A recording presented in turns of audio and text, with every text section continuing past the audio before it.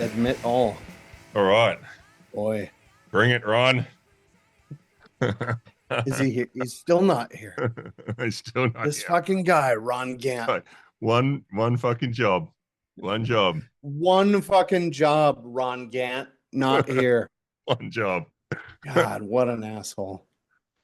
He's not here? He's not, of course he's not here. Guitarist, man. Hey, Jordan. These guys. This fucking guy. If he is here, I'm still not going to let him in. We'll just make him sweat it for a little bit. He won't turn up. I think, eventually he'll work his way around to it. It's really punk, though. Band practice. The show started, and Ron's like, fuck, I don't know. I go when I feel like it. How's everybody doing? Morning. Yeah, it is morning there, huh? Oh, yeah. So how are we going to roll, Ben? Well, I thought maybe Ron would be here, but he's not. So, I guess we're going with who's behind us, right? Yeah, all right. Oh, man, Wilksy is here. Wilksy, this is going to be a shit show. Who's behind you? Somebody's got to start. Well, I've got the shit show behind me. German punk band, and I figured that that's what today was going to be. Oh, you got an echo there, Dave. It's That'll be me. Hang on. All right, if you're on speakerphone and you're fucking this thing up, you got to fix it. I don't know what to tell you. So Dave's got shit show behind him. Perfect. I have Fugazi behind me because I was really worried about messing with the waiting room here on the Zoom. And it's a good Fugazi song. Judging by John's background, it looked like the States really has descended into chaos. I don't know what Wilkes is doing. It's a hot mess. Yeah. Vitz, you got Emil and the Sniffers, man. Yeah, man. Sticking to the Australian essentials. Recently, ARIA Award or something. They got national recognition. Yeah. Pretty good for a punk band. I don't know. The chats are pretty good down there. I feel like they've got some good recognition too. Yeah. They've still got to cut their teeth, mate. They're still young. Amel's been around for ages. I don't know. If we're going Australian, I'm going Brody Dahl all day long. Distillers, man. I haven't tried that one yet. All right. Who else is? Somebody else has got a pipe up here. Fuck me. James got a picture of Forgeworks boys back there. That seems like a problem. The worst punk band ever. There's no other bands here. How do you see people? Rumjacks, crossover Australia and the US. At that door. Yeah. Is it that one? They were in Eddie, Amsterdam. St. Paddy's Day. I feel like Eddie's live streaming to us here. What's this guy doing? Eddie, can you hear us? No, he's just muted. Hey, I'm here. Me and Travis are in Charlotte at the NSC Hop Conference. Eddie, I'm at the Hop Conference. Where the hell are you? We are right now. We're on 3rd Street looking for Travis's truck. All right. You're here? Yeah. Awesome. We should connect. Listen, man, there's so many fuck ups happening right now. I can hardly stand it. This is like a punk band. Okay. Who else has got a band? Come on, you get look, I can't unmute you. I don't know how to work this thing. Tell you who's not here is Ron. Yeah, I was going to say, Joshy, thanks for turning up, mate, and pulling the weight for Ron because he's decided not to show. Yeah, our standby guitarist, Joshy. Yeah, I wouldn't say out of character for Ron. So come on. No, this fucking guy. Anybody got new tattoos? Come on, you guys know how this show works. Nothing? Like this participation. I don't know. Is this how you thought it was going to go, Ben? Yeah, pretty much. I'm trying to figure out how many people can I see on this thing? Holy shit, that's way too many. No Anybody way. know how to work this? All right. I think the way that we're going to roll is who's got a topic to talk about this week? Yeah. Not really. Just showed up on here. Got nothing. I will cancel this fucking podcast. I mean, altogether. Maybe not altogether. Where is? So you don't have a plan for in case everybody shuts their mouth. No plan. I know. Doesn't tend to happen at a punk show. No. No, you're right about it. And look, this wasn't going to be the first one where we planned something. There's no plan. There's never a plan. Well, that's not true. We did plan for Ron to not show up. Yeah, we anticipated for that, and we had a pre-meeting, and we decided all together to shut our mouths. How good! Just to verify what you would react. I love it. Yeah, checks out. Yeah. Perfect. So it's totally according to plan, to our plan at least. Wonderful. Yeah.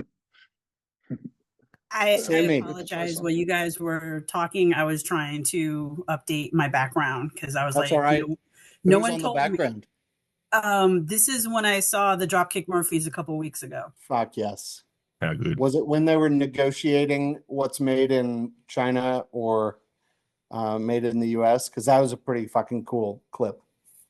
That was when, he flicked off because it was in DC. I live in the DC area, and this is when Doge was going after, I can't think of what of the many departments, and they actually were like, they had posters on the stage, basically like, supporting the unions for like the federal workers and this one specific department. And it kills me because I couldn't really see the what the poster said, and it was one of those concerts that everybody was pent up and pissed off, and it sounds like a Dropkick Murphys show. Yeah, I mean, this is my first time seeing Dropkick Murphys during their St. Patrick's Day tour. I saw them 2 years ago when they did the acoustic tour, when they did that one cover album.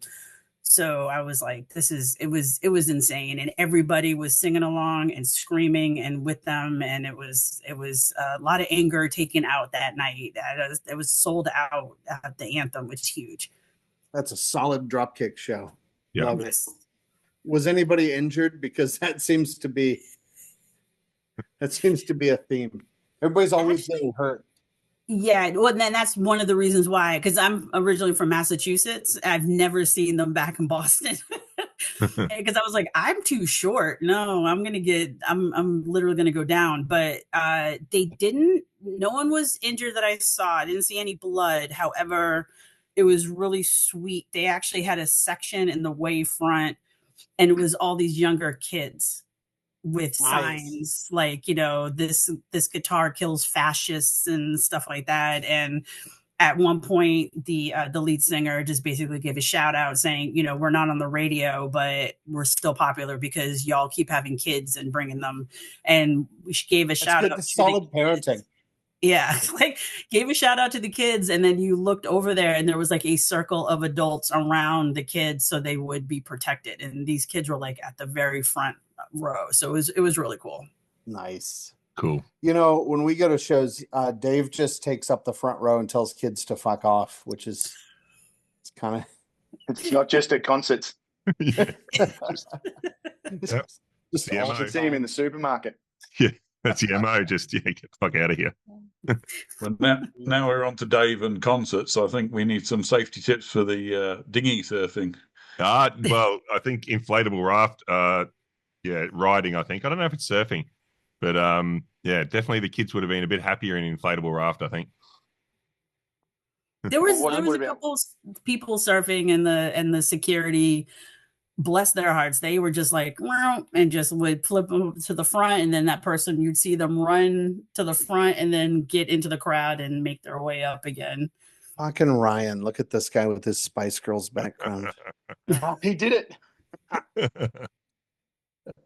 Well, there you go. You didn't Talking have to about mosh talk him pits, what into it. That's his normal Zoom background. His screensaver. Look, Ron just said, sorry, day job running super late. God damn it. You know, if we can't get that guy fired from this job, this podcast is never going to work out. Well, this has now Sold become out. a mass audition, I think, for a podcast, a vacant podcast host position. I'll let him know we're auditioning. Yeah. Anybody play left-handed guitar? We'll give you Ron's guitar too. Joshy will do it. All right, what are we talking about? You're talking about a mosh pit before and what goes on in that. We talked. David spoke yesterday about some perceived risk. What about perceived chaos in a mosh pit? I don't know. It's pretty orderly in there, isn't it? It's I don't know, have you been in a wall of death? predictably violent. Predictably violent. No.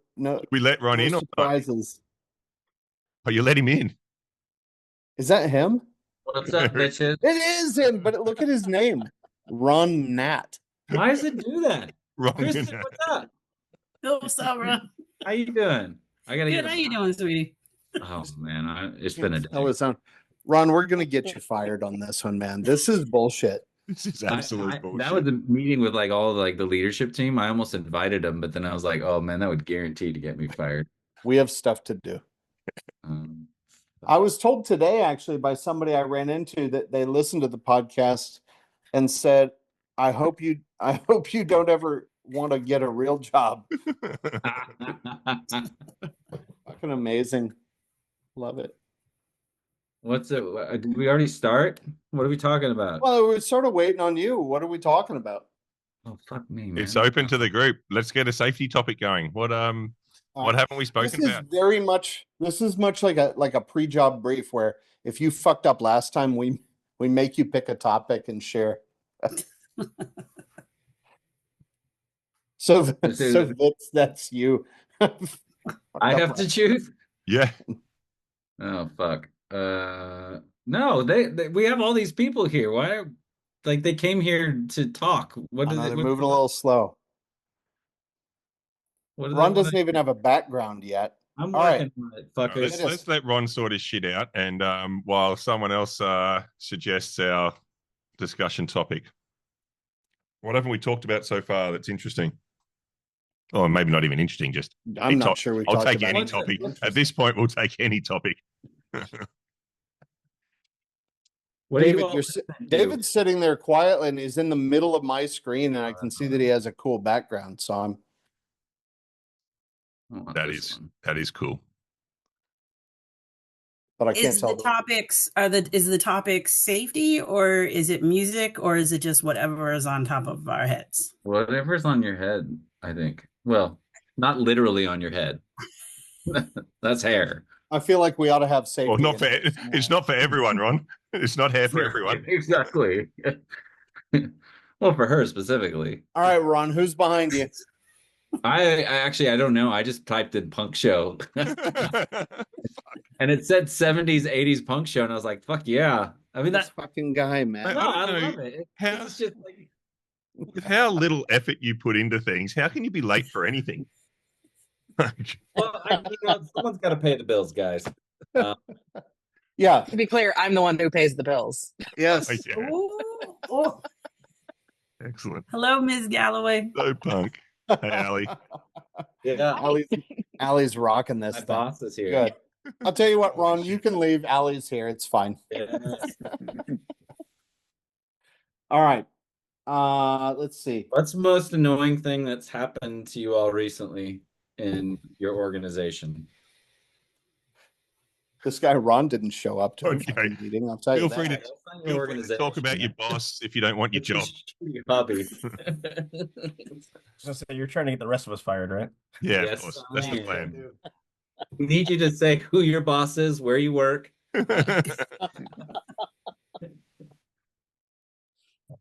I'll go first. Yeah, do it. My boss recently made me join this podcast. Yeah. There's a lot of Forge Works in here, I noticed.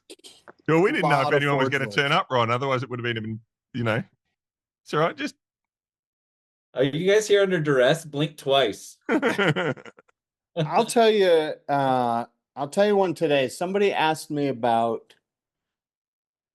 hop, and I don't want to miss a opportunity to talk about it. Hop, Oh, you're at the conference, aren't you? I am. Hop and SIF and these sort of things.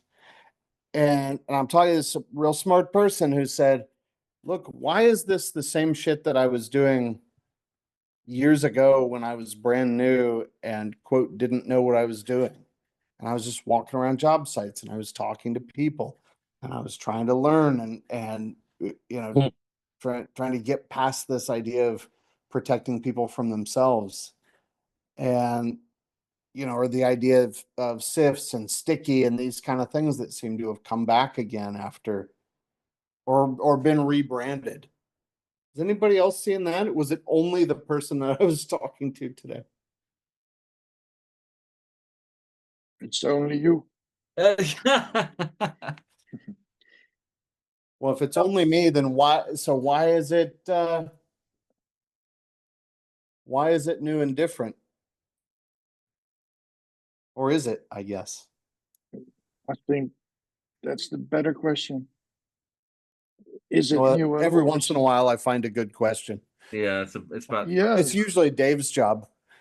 Well, you're a consultant, so it doesn't make a lot of sense. there is some Better questions. there's some debate about like how many genuinely new ideas are out there. If you look at even learning teams, the hardwood studies in the 30s and 40s, quality circles in the 50s and 60s, participatory ergonomics in the 70s, appreciative inquiry in the 90s, and then we go, oh, learning teams, look at this thing. Yeah, no shit. There's 100 years of sort of like practice. We just call them 7 different fucking things. So, and even like the less official or maybe less well known, you look at like Tom Peters' books of just managing by walking around. I mean, even sort of the pop science of it was still, getting out, walking shop floors, learning from people in real time. So I think maybe there's a question, but so do people feel like in the last, I don't know, 10 or 20 years, we kind of lost our way a little bit? Like, are we just bouncing back from just losing our way in safety a little bit for a decade or two? Just down the wrong kind of direction with things we were doing? it might be more than 20 years. I mean, I think old as you. Look here. One of the things that I think is frustrating for folks is there are companies out there, they're trying to do things like kind of poke around at the edges and try things that are a little bit different. And then a regulator or the company that's contracted them pushes their weight around and just says, that's, yeah, cool. We don't care about that. I want you to show me, I don't know, TRI, or I want you to show me your work comp modifier. And you get pushed back into these sort of old ways of thinking, not all of which are bad, right? I mean, there's a reason some of this stuff lasted as long as it did. But I'm not sure that there was a distinct sort of losing our way. I don't know. What others think? So I do recognize that. But yeah, Gerben. We in the Netherlands, we got it all the time.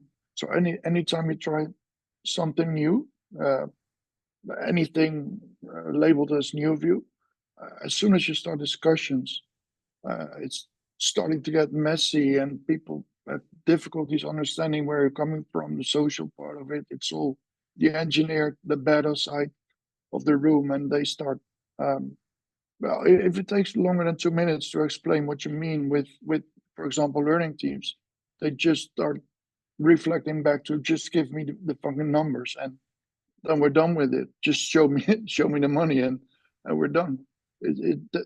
Like you say, David, don't be fucking lazy. That's pretty much there you go. my motto. Look what you started. So good. Yeah. No, but it's spot on.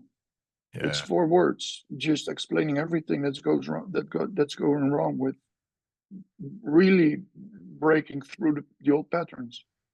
And yeah, just renaming it does make sense in some way.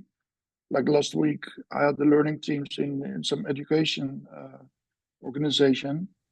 And it did take a while for them to understand it. When I dropped the term quality circles, they started to understand it. Oh, do you mean quality circles? And then it all started in a flow. But basically, they started doing quality circles. And with the 4Ds, it was pretty funny. It was a group of 8, and they said, we've resolved it. We now understand how you move from the 1D to the next, to the next, to the next. So they started, they just explained for themselves. If you start with the dumb part, and then you go to dangerous, and if you resolve the dangerous, you go into the tunnel to the difficult, and there you know what's different. And they had a complete theory around it, but it didn't make any sense at all. It was completely lost away from what we eventually tried to open up the discussions. It's difficult.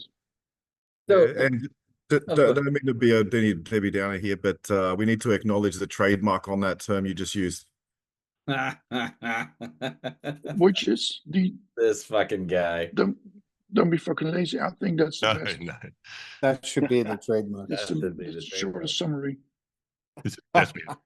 So I think it's frustrating though too, some of these things that not only feel rebranded, but that feel less specific or underspecified, or because the answer seems to be for a lot of folks that they just hear. We were talking about this earlier today, this kind of, well, it depends. It is the answer a lot of times. And sometimes that's the right answer. And sometimes after saying it, a lot of times it's annoying. And leaders go, do you fucking know anything? Because the last person, they had answers. And you're just shrugging your shoulders and saying, well, it depends. Are we safer today than yesterday? It depends. And I think maybe it's instead of losing our way, it's just push back against some of that. So I reflect a little bit, kind of talking. Who's that guy? Ron? This fucking guy.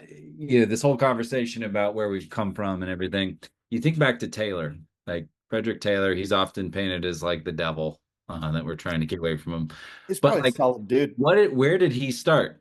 Go out and understand how work happens. Like that's where he started. Like where I personally think he went astray is that he then created like, okay, that is the best way to do that task, and now everybody needs to do that task that one way. There's one best method, right? We can talk why that's problematic. So that's okay though. Like if you're carving up pigs in an abattoir, like there probably is one, decent way of doing it. Maybe, but it's just the complexity that catches you out with that approach, I think, at the time. But like the point I think I'm getting at here is that the mistake we make is that we think that you can create the answer separate from the work environment, but the work environment changes. And to your point, David, like it's complex all the way around and everywhere, right? There's complexity all the way down. It's all turtles, right?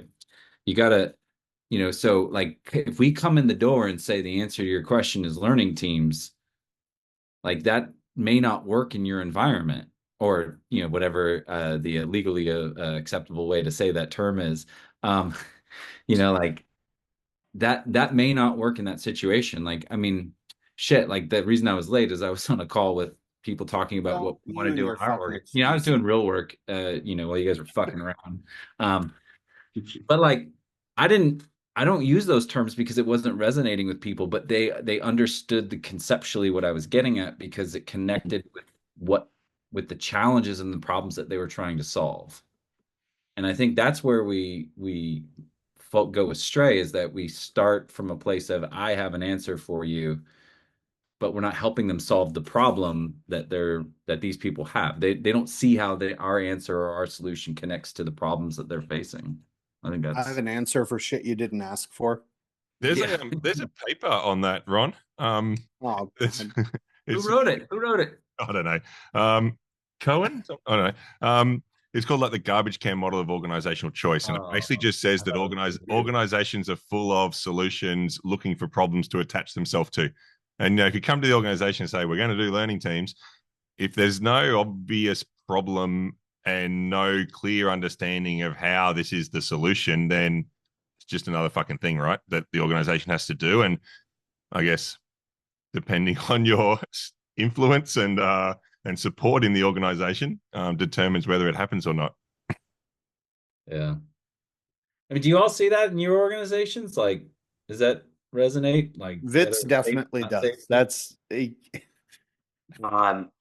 I calling all the way from Ireland here at 11 p.m. But I think Ireland got spoke about in your last podcast. So I said I'd join out of patriarchy more than anything else, I guess. I was hoping to get the Irish flag behind me, but it didn't quite work out. I think when it comes to I really resonate with the comments, you're doing safety, or I'm going to use safety as an example, away from the work task, which is, I think, very, very relevant. But I think where the way is lost or not lost, what I see is how do you get innovative in safety? It's quite a difficult thing to do because tasks have been the same for the last number of years. So somebody at some point looked at these general tasks that we do on a construction site or whatever and said, this is the best way to do it, or the safest way to do it. In order to be innovative in that task, people high up in the organization have to be very, very brave, and they have to be very, very brave together, which in a lot of corporate organizations, I guess, nobody really is in the grand scheme of things. There's a few, you come across them, and it goes well for a while, and then I suppose eventually they succumb to flogging the dead horse kind of a thing. So I think that's more what I see from my end, is the innovation in safety is probably the brave or stupid move, and it depends how it works out. Is your fate, basically. It can work out very stupid and you're looking for someplace else, or you can work out as the best thing since fried cheese, which doesn't often happen. I mean, that's innovation across the board, right? And I think that it's just sort of, it's tough to make a case for some of those things because it's not a proven method, because you're the first one to come up with it. That's how you do it. Yeah. I think there's some added challenge in safety that I think is a bit unique organizationally, because you mentioned how, everything we do is connected to the work, right? That's where the hazards show up. That's where the risk control needs to be, the capability, the understanding. But no other function really has to deal with that level of activity in organizations. Like, no one gives a fuck what finance are doing, and no one really gives a fuck what HR are doing, and they don't need to be out on sites, and they don't need to understand the work. But so when we're talking about innovation and change, we actually have so many stakeholders that need to understand that, need to get involved in that.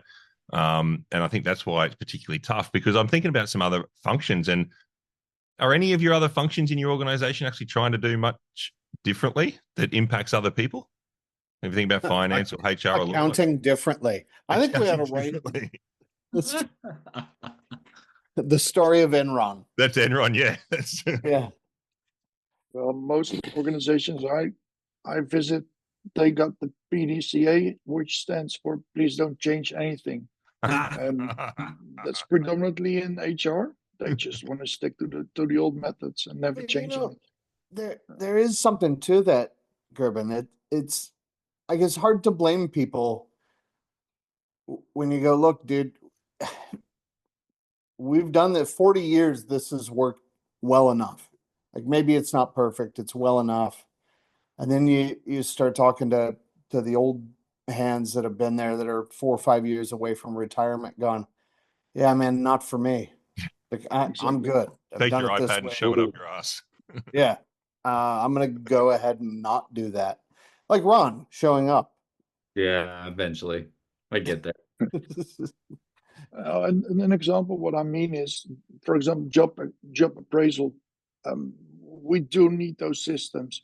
When I talk to people on the work floor, they do appreciate getting some inquiry and some chats every once in a while, and getting some attention and appreciation for the stuff they do. But nobody ever asked for 7 pages, tick boxes, and fill out complete forms, taking hours and hours just because the system requires them. They want a tip on the shoulder. They don't want all the forms coming with that. So the HR departments, they mix up just the practical discussions and reflections with filling out bureaucratic forms. That's what I administer, at least. Somebody recognize that? I mean, I know I do, and I'm sure, I mean, it resonates in a lot of places. I think the biggest problem is that it comes back to the whole solution in search of a problem idea, right? Where it's like you have a lot of these parts of the organization that are trying to make their job easier without considering how it's going to affect downstream. And to me, I think fundamentally this stems from our inability, for one reason or another, to not really talk about trade-offs in organizations and how here we go. Different parts of the organizations. I didn't bring up what you think I'm bringing up, buddy. Oh, you're getting there. No, I can feel you. We're just, it's just going to be a long and drawn out process today. No, right? Like that's everywhere, right? Like I know Allie right now is dealing with an issue in her organization where like there's, she's trying to bring in people to, help do her job, which is a very similar kind of role to us, but it's not safety. But then there's another part of the organization that's like, well, that's, going to make our job harder. So no. And they're vetoing it, but like, well, that's they're completely missing the point that that's what's necessary. Like John, I know you deal with this a lot because you deal with not just safety stuff, right? In the operational excellence role, like you see this, don't you? Absolutely, all the time. And I just think it's not that these people are bad or wrong, like the people Allie are dealing with, the people that Gerben you're dealing with, people we've all dealt with. I think it's just we're not, as an organization, we're not having conversations about trade-offs and about how these goals that we have that are all good goals, but how they conflict with one another and how we resolve that and manage that kind of paradox. Can I? Nobody knows what everyone else does. Yes. Yeah. No, I was to say with where I work, it's a huge corporation, and I've noticed that as they kind of bring in other companies, as they start buying other companies and bringing in all these new people, their folks are like jumping on things and really trying new stuff, like with our distribution centers that are running 24 hours, 365. They're doing all kinds of, and safely from what I can tell when I've been in a distribution center, but they're trying all these new innovations without it. And you're actually encouraged to like stretch out. If it fails, it fails. We just, step back and figure out what went wrong. Or if it's really successful, we try to like look to figure out a way to duplicate it in other areas, other business units of the company, which it's weird coming, especially from nonprofit where I was, where it's like all you do is cut and paste and just hope for the best, where folks are just like, nope, this works, let's do this, or okay, we tried it and let's look at something different. Hey, Kristen, if you've got forklifts, don't invite Ben to your work. or do invite or me. do. I mean, they're open to innovation, you said. But I think what I heard in that just depends. Interesting. The idea of motivation, like what's going to motivate people to change and take on something new? And what I was maybe just assuming or taking from that conversation, Kristen, if you bought a company and a new company's coming into a new company, they're sort of motivated to try to, show themselves and show that they're going to be progressive. They might be worried about, is this new company going to lay people off, or, management want to show that they're progressive and innovative. So there could be a potential environment like that for a whole lot of motivation for, innovation and change and trying things and doing things. And I think that, just listening to you there, I think that's something that we need to think about. What is the motivation for people to want to invest time, to Gerben's point, trying to understand these ideas and let alone experiment with them and do something with it? Like, you know, because if there's no motivation, like we're just talking to a wall, right? And they're just like, when's this gonna be over, and when's the safety guy gonna fuck off? Like, well, and David, I think 100% you what people are introduced. thinking right now. Yeah, David, I think you introduced the concept of what you could call toxic motivation as well. So you look at the public sector where we are in Australia, Victoria at the moment, where there's absolutely no money in government. People are facing redundancies. They all of a sudden have to try and find a way to make themselves look important or the value that they have where they may have been sitting on their hands before. And all of a sudden, everyone's got the good ideas fairy landing on their desk.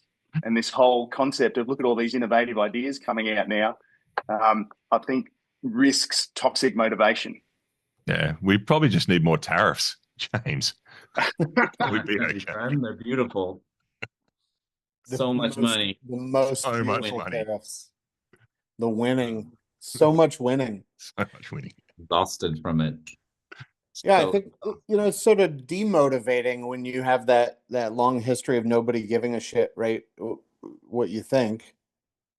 It is, as James said, the good idea fairy shows up, and you're like, okay, fuck me, man.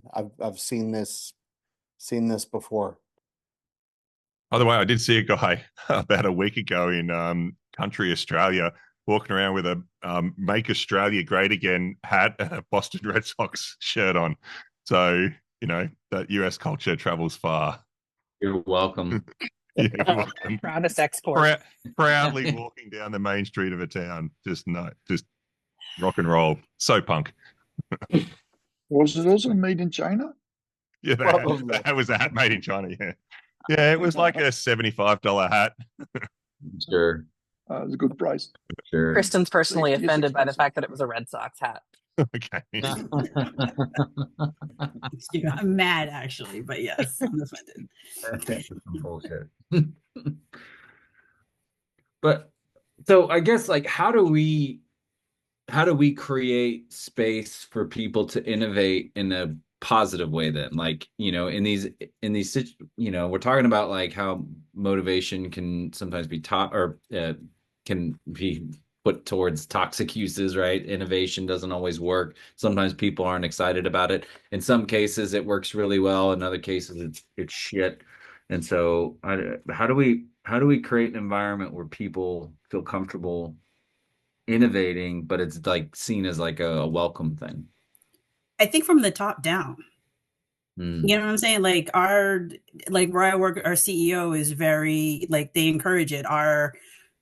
In my job, I'm in the general counsel office, and she's you know, she actually is very, you know, encourages and is like telling us to take stretch assignments and look for stuff that we normally wouldn't go into, but hey, I'll do 6 months in this particular department just because it's something different. And so I think a lot of times, unfortunately, or maybe as folks our age, I'm thinking we are all the same age-ish, but as folks our age get into those levels and companies that we, you know, if we're not burned out and bitter, I think, you know, we actually listen to the folks around us and the younger people and are like, you know, that sounds kind of cool. Let me do this instead.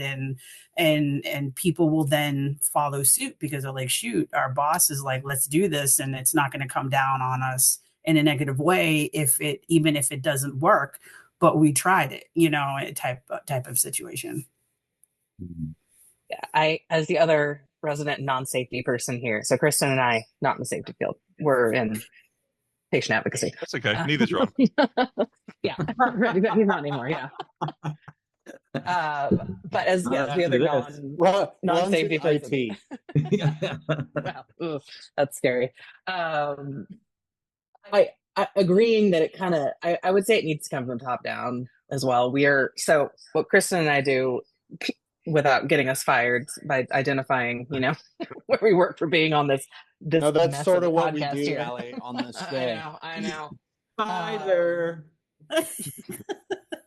Ron and I don't have the same last name, so it's not identifiable. Wait a minute. Wilchie just raised his hand, and I think that means he wants to get fired too. Let's all do it. Let's get political. I just really want to know if. Sorry. Sorry, Oh, I just no, want to go know. for it, Dave. I just want to know if Ron's as half-assed in the rest of his life as he is on the podcast. Oh, you know he is, Dave. You know he is. Absolutely. Dave, you know him personally. Come on. Leave my man alone. Did anyone else just get like a notification that's like, "Hey, you may be speaking another language. Let us know if you're for the transcription." I don't know if you got that. Like, what the fuck? Anyway, It's go ahead. Allie. She's It's me. speaking way more clearly than we usually do on this.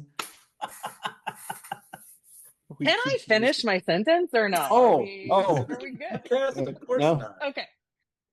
So, yes, as resident non-safety, but there are a lot of weird similarities between our functions, between like what Kristen and I do and what y'all do, in the sense of, I think we probably all work for organizations where, in your case, I'm guessing people say safety is the most important. Safety is our number one thing. Safety first. As you know, I've learned that's a terrible thing to say, but you know, they'll say like, "Oh, that's our culture." And like what Kristen and I work a lot of times, it's like patients first, and that's, you know, we're patient centric, and that's the number one thing that every company in our kind of industry talks about. And yet, these departments aren't properly resourced. They're not listened to. They're not always in senior leadership. And so to the point of like, how do we motivate? Like if you're really in this field that's supposed to be the most important thing to the company and to the industry in general, like, yes, it has to come from the top down. Because if those of us in kind of like, frankly, middle management or, you know, somewhere a few rungs down are the only ones ever ringing that bell and to be like, this is how we have to innovate, this is how we have to do better, and then it just stops above us, we got nothing. So yes, top down. It's my long-winded way of saying top down. And also this is my plug for a spin-off conversation about patient advocacy and safety at some point. Oh, Because there's overlap. Yeah. Punk rock patient. Kristen, there you go. Punk rock patient advocacy. Kristen and I will come back on and get fired again. Multitask. Yeah. All right, Wilkes. Wilksy. John raised his hand, so we should probably let him. Thanks. Just it sounds like okay. Let's mute him now. Sorry. It sounds a lot like we're describing what a learning organization is. Yeah. Right. I mean, or we want it to be. Yeah. Yeah. I mean, you know, if we started off talking about repackaging things and circling around, right? You know, we're trying to describe effectively what a learning organization is about. Being able to experiment, learn, try, fail, not have it be held against you. So yes, that kind of culture starts from the top down. I mean, when we started, this line of questioning, my first thought was, hey, you're really talking about, creating an environment of continuous improvement. But I think it goes deeper than that, particularly when there's this need to really drive that learning, vertically and horizontally. You're talking about learning organization. What an effective learning organization is. I'm going to argue the top-down thing, but only a little bit here. We were talking about this earlier today with a group of folks and about sort of supervisors, managers, middle managers, being unsupported a lot of times, right? Being promoted from a role into something where they go, man, I don't fucking know what you want me to do. I need a budget now. Cool. Like Ron. Well, I wasn't going to say it, John. I don't know what I'm doing. It's kind Sorry. Like a pile-on Stay on here. brand. And I think good managers and supervisors try to block and tackle the bullshit for their team. Like they just see stuff coming and they're like, fuck, not again. Right. And I think they do a good job of it, but also sometimes they're building that walled garden, right? Where they want their team to do well. They want them to be left alone. They want the bullshit filtered out. And that means sometimes that it's a super good filter and some of the good shit gets filtered out too. So I think as much as it's top down on a lot of these things, you gotta be in the middle there talking with folks too. to acknowledge, hey, we kind of fucked you over. We put you in a position, we really believe in you, but we didn't give you the tools to be successful. How do we help you get some of this message across and understand what it takes? Yeah, I think, Ben, there's a bit of a kind of like what's in it for them with anything new that we're talking about. Like, what do they get out of it? The people who need to be involved, because there's a sort of bit of management theory around, the paradox of management roles is they need to protect the stability of their operation.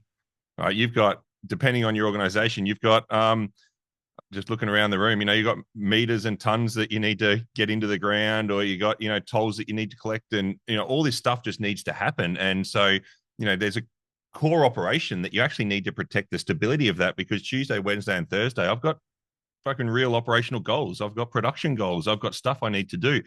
So, one of the roles of management is to actually protect their operations from instability and change. And then the other is, to Wilkes's point, is this expectation of managers that they'll be sort of constantly pushing for continuous improvement, a faster, better, cheaper way of delivering that operation. So anything that we come at them with, I think we need to think through the lens of, what's in it for them, given, the operational reality of what they're doing. And if you can't make a good argument about how it's going to help them in their situation with what they need to do, like, fuck off and leave them alone. Like, that's kind of, which is what they told you to do anyway. Yeah, you get told that a lot. I get told that a lot. Yeah. But like, what popped in my head when you were saying that, Dave, is the Rasmussen dynamic risk model, which yeah, that's the heart model. Yes, that's what so imagine a heart. There's pressure and heart. But the idea, one of the things that Rasmussen was talking about with the model is part of the reason people go past the boundary is that the boundaries are unclear. Right? We don't know where they are at any given moment. They're dynamic. They move. They shift. And so you kind of don't know that you cross the boundary or that you're near the boundary until you cross it. And so one of the things he recommended we focus on is give people coping mechanisms near the boundaries and like help them understand where those boundaries are a bit more clearly. And to me, like, this conversation, I agree. Yeah, having leadership buy-in makes everything easier. But like, I don't think any of us are CEOs. So what are we going to do? Ben and I are CEOs. Yeah, you fucking, of course you are. And yeah, you don't have real jobs. You brought all your fucking kind of a real job. Look how miserable they are. Nathan had the Spice Girls on for half the goddamn time. Or no, it was Ryan had the Spice Girls on for the time. And that's an act of defiance. Let Ron talk. He was so close to getting to his research, and we interrupted him. This has nothing to do with that. You guys bring it up like way more than I do. Listen, man. But that's debatable. I don't think I've mentioned it at all. You're talking about it now. No, I'm not. Aren't you? No, but like, so I think that the challenge the thing we have to do is how do we help people understand the consequences of the trade-offs they're making better, right? So help them understand, like, hey, when you optimize for this goal over here, it's going to lead to these outcomes, and as a result, we're fucked over here. You know what I mean? Like, if we can make that easier for people to understand, then on average, they're going to make better decisions. And so to me, it gets to your point, Dave, about like, you got to, number one, see what they see, but then you also then have to show them what they're not seeing. And like, to get them to buy into it as well, I think you need to find an individual's currency as well. Like, what's valuable to them to make them look at things differently? Like, what's their currency? Yeah, what do they seek value? But also language is important. Like, we might talk safety language, but they're not interpreting the same message. Yep. So we need to find that common language, and it's usually risk, which is one aspect. Safety professionals, it's a mixed bag of skill out there. My experience is that if you keep it to economic language and talk about setting people up for success instead of preventing failure, you got a better conversation. And my experience is that when you talk to the workforce, the lower you get to the operational work, easier they understand what you mean with setting up for success, better resources, better stuff, better skills, better information, everything. And if you get a, a critical mass from down up, and there is some culture of being accepting messages from below, you are truly getting into discussions about better resources and setting people up for success. And I think that's always contributing to all the goal conflicts around faster, better, cheaper. It's an opportunity all the time, but you get a connecting discussion instead of talking in all kinds of siloed container terms like safety and risk, because everybody always got other definitions for that depending on your role. Risk is just a buzzword like safety is, and all the other words. It's more difficult to get those aligned than to just talk about operational shit, better machinery, or being faster or better or cheaper. That's my experience. Yeah. It's not an easy one, but I think that's a connecting dot. What's your thoughts? To Ben, your point about starting with the top, I think you need to make sure that the people, the senior folk, aren't going to get in your way, and it's sort of like just stay out of the way a little bit. But I think that point that Ron was sort of talking about, Gerben, yourself, and that is starting at the operation is a really good thing to do. And if you sort of saddle up to an operational general manager or someone and say, look, I just want to really understand, how are you delivering all of these different types of goals, and how's the organization supporting that, and how can we work together on stuff? I reckon most people are pretty reasonable if they feel like you're trying to help them. And if you complete dick, I guess most people are pretty reasonable. Most people, yeah. Well, it's hard to stop people from doing what they find value in, right? And I think there's some good points made about sort of what's the currency or what's the language, and I think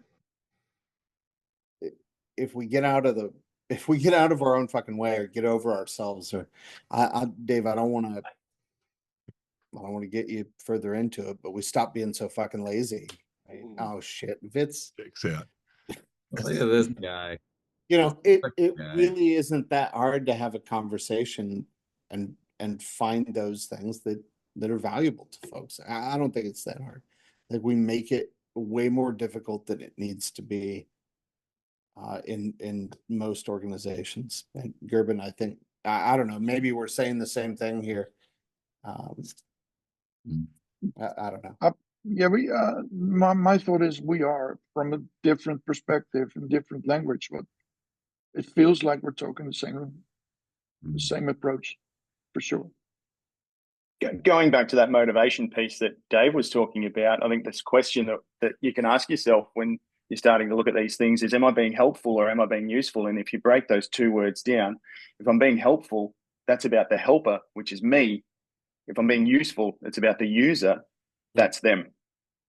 So having that focus around, is this about me wanting to do something, or is this about genuinely helping those frontline workers or the organization? Is it about being helpful, or is it about being useful? Is it a lie that we're telling ourselves that helping the organization and helping the workers is the same mission? Sometimes. And because I feel like we have this there's a direct contradiction there, right? Work fucking sucks. And workers, I mean, I'm a worker. I fucking hate work, right? I know I'm in a leadership position. I'm in a supervisory position, but I fucking hate work. And the guys get you fired, David, because you might get me fucking fired, but yes, but we've got an opening for a podcast host. But I kind of feel like I'm probably the dumbest one on this podcast right now, or in this room right now. I'm here. Not a chance. I know some of the other people. Really undereducated.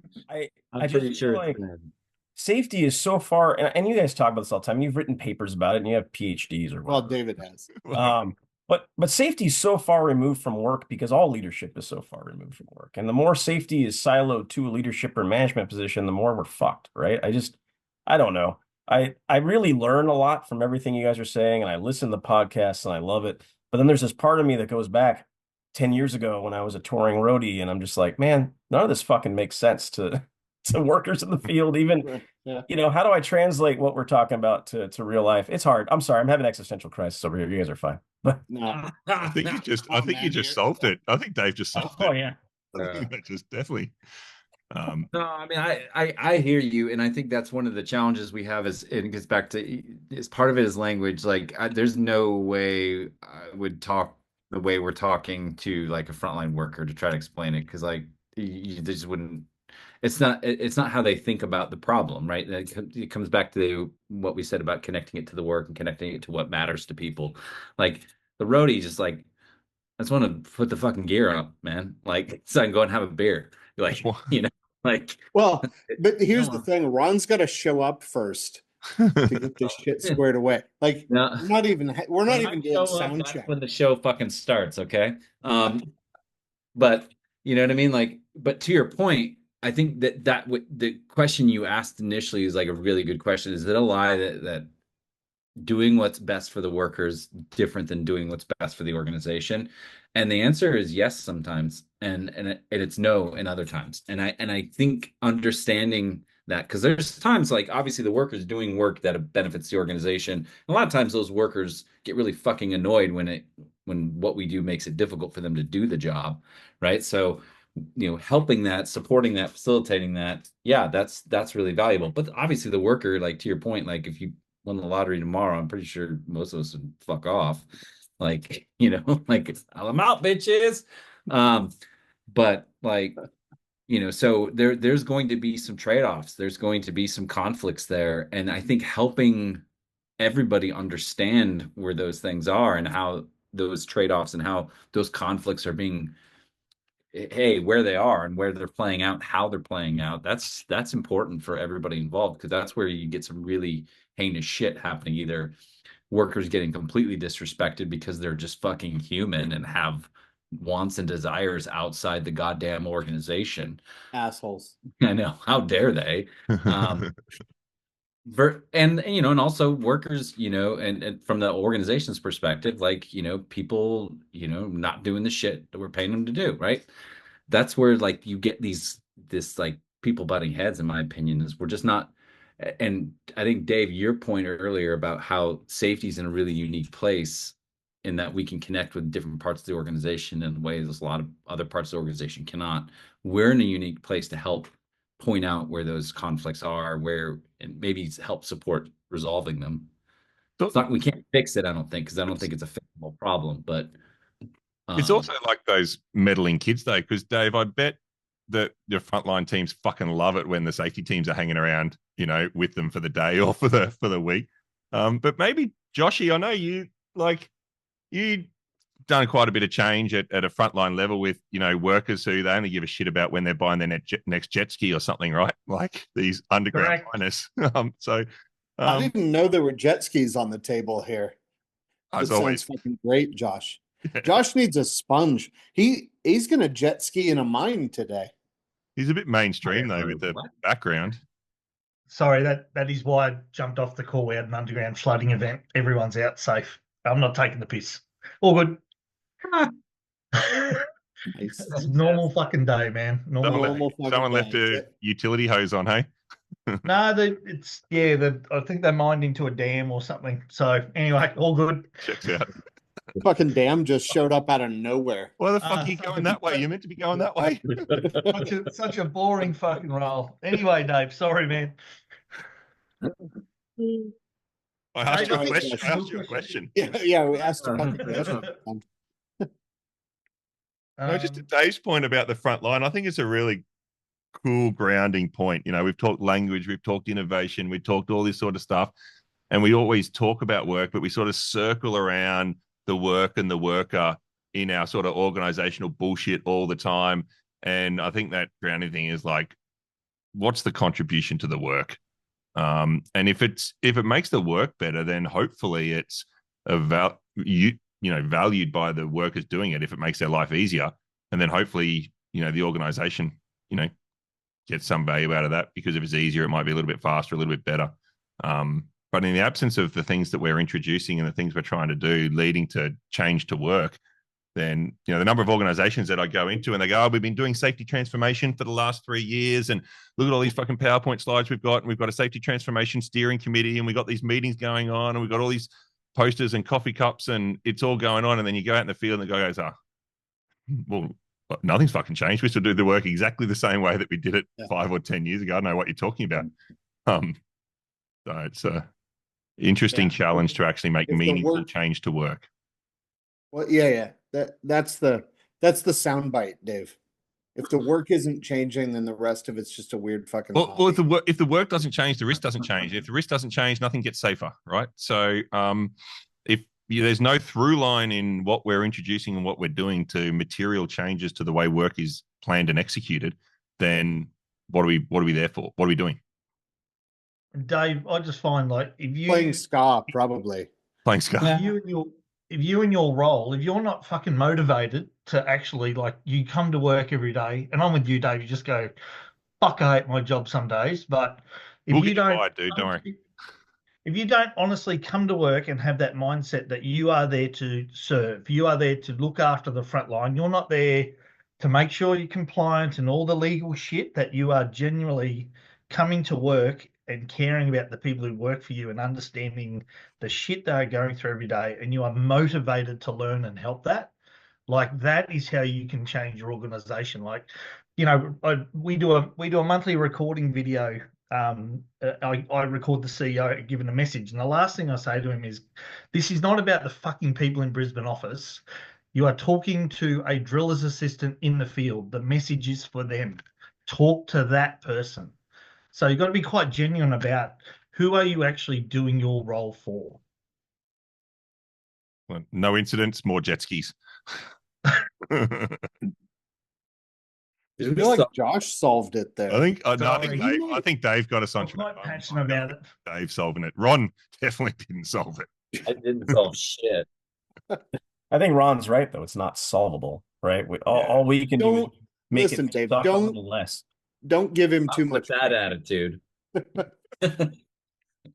Now, it is.